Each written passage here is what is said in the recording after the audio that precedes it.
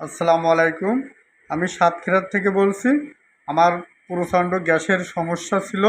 Gas থেকে গলা বুক জ্বালা করতো, পেটের ভেতরে ব্যথা করতো, আর এমনভাবে গলা বুক জ্বালা করতো আমি পাগলের মতো ছটফট করতাম। তারপর আমি হাসপাতালেও ছিলাম। আমার এই গ্যাসের সমস্যা 7 বছর ধরে। আমি কন্টিনিউ দুটো করে গ্যাসের বড়ি খাইতাম। তারপরেও আমার গলা বুক জ্বালা করতো, এত পরিমাণ আমার গ্যাস ছিল।